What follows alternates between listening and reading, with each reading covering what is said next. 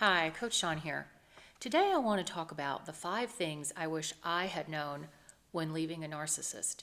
Now, I was in a long-term marriage. Some of you may or may not be in long-term marriages, but certainly this will benefit anyone who is leaving a narcissist. Number 1, the reverse discard is real. When you go to leave, they're going to do everything they can to bring you back in. I love you. I'll always love you. I never would have filed for divorce. You're the only one that I ever think of. They're going to pour it on thick. And the minute you start to retract and move backwards, guess what? They're going to move in for the kill. That's exactly what they do. That's called a reverse discard. They know that you're leaving and they have to leave. They have to leave you. You can't leave them. God forbid. They have to decide how and when. And let me tell you, they will do anything they can to protect themselves and be the winner. They want to be the winner and everything. But little do they know, they're never going to win. Not ever, because of the way they're made. They're pathetic and they only care about themselves. They're never going to win. They're always going to be in competition with the next woman or the next man. It's never going to be good for them, ever. Second, don't play nice because you won't get fair and nice from them. Don't play fair and nice. I'm not saying you have to be evil. I'm not saying that you have to undermine them. But what I'm saying is don't play fair because they're not going to play fair. When you ask for something, you go all in. You ask for the stars and the moon and the sun, and maybe you might end up with, I don't know, a sliver of a rock, a meteorite. I'm not really sure. But you know what? Don't play fair and don't play nice because they're not going to. They're going to steal money. They're going to hide money. They're going to talk badly about you behind their back. They're going to cut you out of accounts. They're going to cut you off of credit cards. They're going to do anything and everything they can to make your life miserable. So just keep that in mind when you think, when you're thinking 50-50 or fair and nice, don't, because they're not. They're thinking every which way they possibly can to screw you royally. I don't care how many kids you had with them. I don't care how long you were married to them. I don't care how loyal you were to them. They will screw you every chance they get because they're sick people and they only care about control and power. If you ever thought that narcissist loved you, they never did. They don't even know what love is. The only person they love is themselves, and that's it. They're going to do what's best for them. They're never going to take you into account or their children. They'll only pretend like they do, and it's because it's the end result they want anyway. Don't be fooled. 3, leave your kids out of it. I know it's really hard when you have adult kids. I'm going to talk about little kids, so I hope you're not talking to your little kids about it, but I'm talking about teenagers and up. Leave your kids out of it. Leave them out of it because you know what? The narcissistic ex or borderline ex of yours has already done so much damage to these poor kids. They expect alignment. They expect the children to hate the other parent and to think terribly of the other parent and ignore the other parent and try to control the other parent and that whole role reversal. They're teaching them that they're the ones in charge, not you. You are certainly not in charge. You're not allowed to be a parent. You're not allowed to discipline. You're not allowed to have an opinion. You're not allowed to put your child in their place when they act like total and unbelievable, disrespectful children. You're not allowed to do that. Because if you do that, it will be used against you because you're with a partner who's not your partner. That's not your friend. It's not your partner.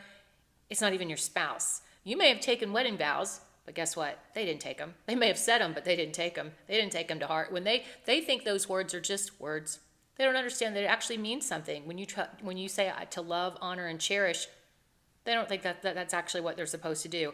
They hear those words as obey, meet my needs, and if you don't, then I'm going to hit the road. That's what they hear. They have no idea what love is. And I would say only engage with them as it's absolutely necessary. If there's something you don't need to respond to, don't respond. Just simply don't. If you've got little kids that you're parenting with them, make sure you're on a parenting app. I'm sure you already know that. But if you're older and your kids are grown, and just ignore them. If it's not something that needs your attention, don't respond to them. And I'll tell you something else too. Even after the divorce, the only way you're going to get them to do what they're supposed to do is you're going to have to take them back to court. You're going to have to get litigious with these people because that's the only thing that they understand. And even after they're held and say that willful contempt of court, they will still do dumb shit. And you'll just have to keep navigating it, okay? Just know that you're dealing with a monster. You're not dealing with somebody who has any type of even a little bit of empathy towards you, somebody that they slept with night after night and had a family with their children with, or if you dated for a long time and you have all these experiences with, they don't think back like that. They don't ever think back on the experiences that you shared together. All they ever do is look forward to more money, a different person. The grass is always greener on the other side with these people, and all they ever do is play chess. They're constantly playing chess with people, trying to get the upper hand.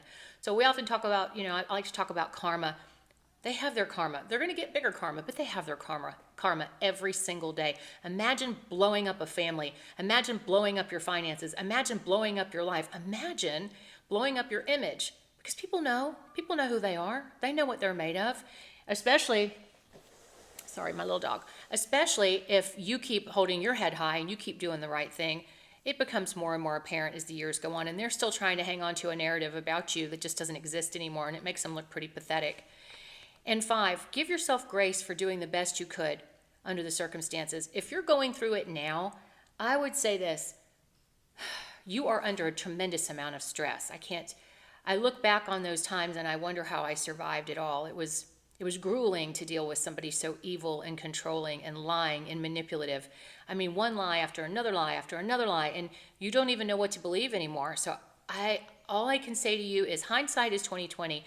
Sure, don't go back and beat yourself up for the things that you did back then, because it doesn't, you only had a certain amount of information to work with, and that's all you had. And so what were you supposed to do? You didn't know, you probably didn't even know you were dealing with somebody so evil.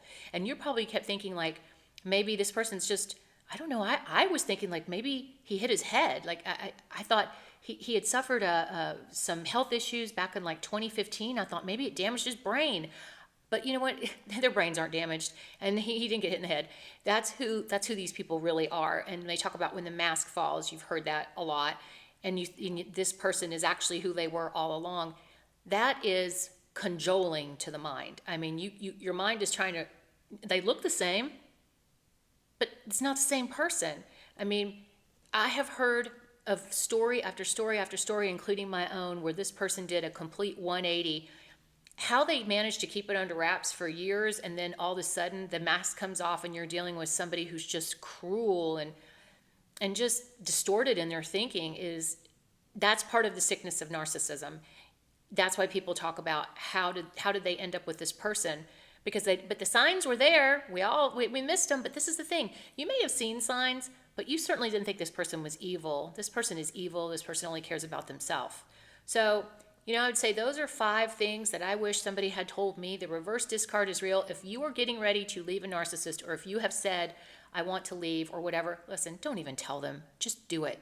Because again, they're going to try to convince you to stay, and it's going to be a reverse discard. And even if it's not, even if you stay, you're going to be treated 10 times worse than you were before, because you don't leave a narcissist. They leave you. And then remember, don't play fair and nice. Don't.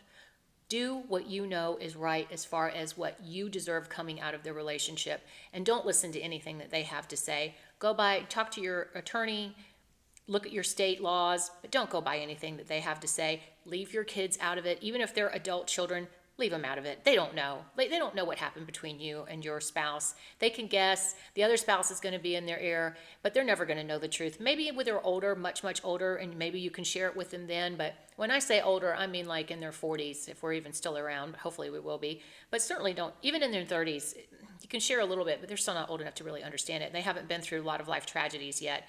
And certainly I wouldn't even bother trying to explain to somebody that is not married and has their own children, because I don't think they're going to get it.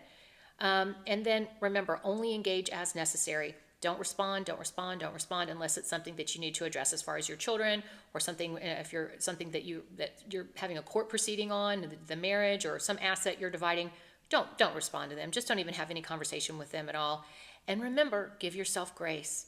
Continue to give yourself grace, even years past everything, because you're going to look back and you're going to wish that you'd done things differently, but you didn't know, and you did the best you could, right?